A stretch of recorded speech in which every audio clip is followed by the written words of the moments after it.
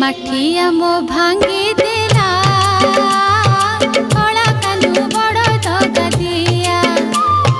माठिया मो भांगी देला